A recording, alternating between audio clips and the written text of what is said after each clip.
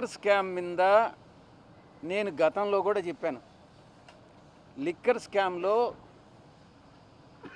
పాత్రధారి, సూత్రధారి, కర్త, కర్మ, క్రియ అన్నీ కూడా కసిరెడ్డి రాజశేఖర రెడ్డేను అన్నటువంటి విషయాన్ని చాలా స్పష్టంగా చెప్పా.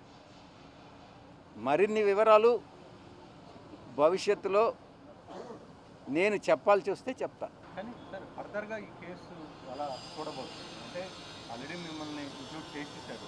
సో మీరేమో చెప్పాల్సినవి లేకుండా ఫ్యాక్ట్స్ అన్ని క్లియర్గా చెప్పారు. సో ఇక్కడితో ఆగిపోద్ది అనుకుంటున్నారా? ఫర్దర్గా కొంత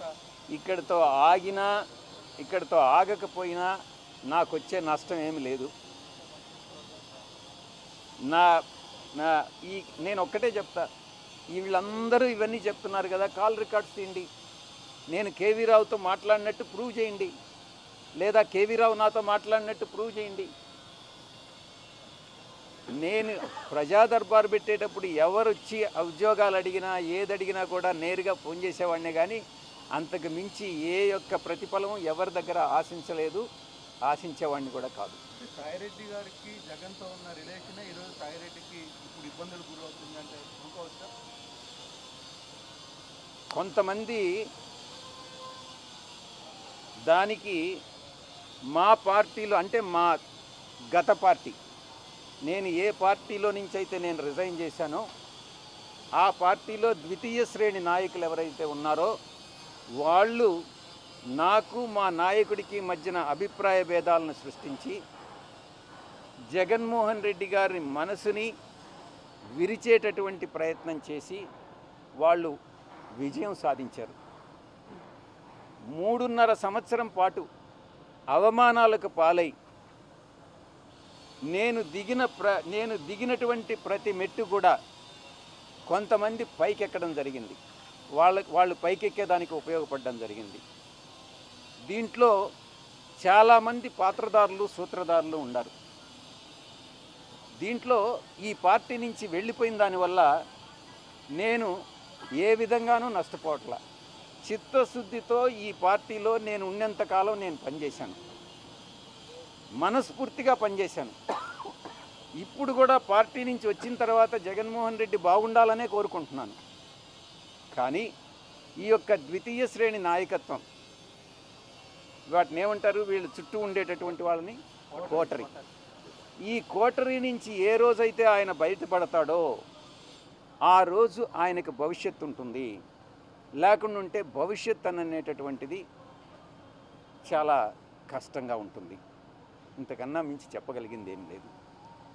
ఎక్కడ బయట నుంచి పోయేటటువంటి ఇన్ఫర్మేషన్ ఈ యొక్క కోటరీకి అనుకూలంగా ఉంటే, ఎవరినైనా ఆయనకి పరిచయం చేయాలి, తీసుకెళ్ళాలి అని అంటే ఈ కోటరీ కానీ అంగీకరిస్తే వాళ్ళకి ఏదో ఒక రకంగా నయానో భయానో, లేకుంటే మంచిగానో కాళ్ళు పట్టుకోనో చేతులు పట్టుకోనో, లేకుంటే ఆర్థికంగా ఏదో ఒకటి చేసో వాళ్ళు ఆయన దగ్గరికి పంపిస్తారే కానీ దేవుడి దగ్గరికి, పూజారులు అదర్వైజ్ దేవుడి దగ్గరికి పంపించట్ల. ఇది జరిగేటటువంటిది. ఈ చెప్పేటటువంటి ఒక నాయకుడు అన్నటువంటి వాడు ఈ చెప్పుడు మాటలను నమ్మకూడదు. చెప్పుడు మాటలను నమ్మితే నాయకుడు నష్టపోతాడు, ప్రజలు నష్టపోతారు, పార్టీ నష్టపోతుంది. ఇక్కడ జరిగేటటువంటిది అదే. వైసీపీ పార్టీలో పూజారుల హవా నడుస్తుంది, తప్పకుండా ఏకీభవించకుండా ఉండేదానికి ఏముంది దాంట్లో? ఈ కోటరీ వల్లనే నేను ఆయనకు దూరం అయ్యాను.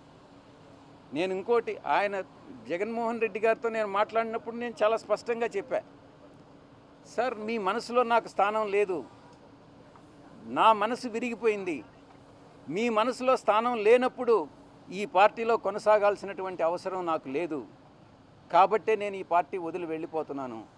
మీ చుట్టూ ఉండే వాళ్ళ చెప్పుడు మాటలు విని మీరు తప్పుదోవ పట్టొద్దు.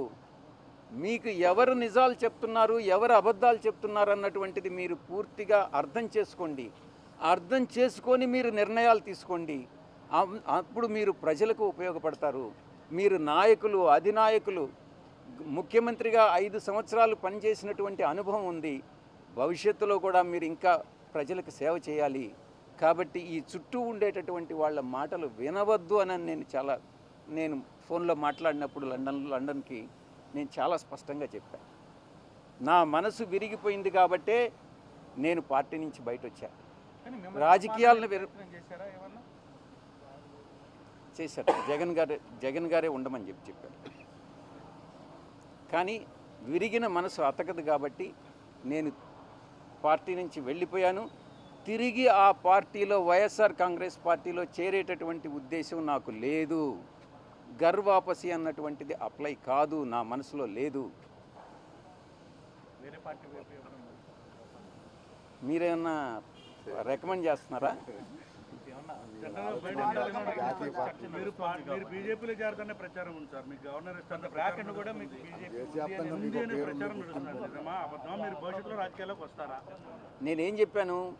నేను వ్యవసాయం చేసుకుంటానని చెప్పాను. వ్యవసాయం చేసుకుంటున్నాను. దాని మీద కూడా మీరు పత్రికల వాళ్ళు చాలా కామెంట్స్ చేసినారు. ఈ వ్యవసాయదారుడు ఏందయ్యా ప్యాంట్ వేసుకొని ఇన్షర్ట్ చేసుకొని ఏం వ్యవసాయం చేస్తాడని అని అన్నారు. అంటే వ్యవసాయదారులు మంచి చొక్కా మంచి ప్యాంట్ వేసుకోకూడదా మీ దృష్టిలో? అలాంటప్పుడు వ్యవసాయదారుని మీరు కించపరిచినట్టు కాదా? గోచిపెట్టుకొని చేస్తేనే వ్యవసాయమా?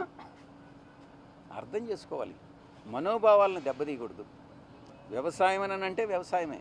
నేను నిజంగా కూడా అదే చేసుకుంటున్నాను. ఇప్పటి వరకు ఈ రోజు వరకు నేను వేరే రాజకీయ పార్టీలో చేరేటటువంటి ఉద్దేశం లేదు. ఇటువంటి వాళ్ళు ఏదైతే నా మీద నిందలు మోపుతున్నారో, ఎవరైతే నిందలు మోపుతున్నారో వాళ్ళందరినీ కూడా నేను భవిష్యత్తులో ఇప్పుడు నేను సిఐడికి యథార్థాలు చెప్పాను, వాస్తవాలు చెప్పాను, ఎవరు దీనిలో ఇన్వాల్వ్ అయ్యారన్నటువంటి విషయం చెప్పాను.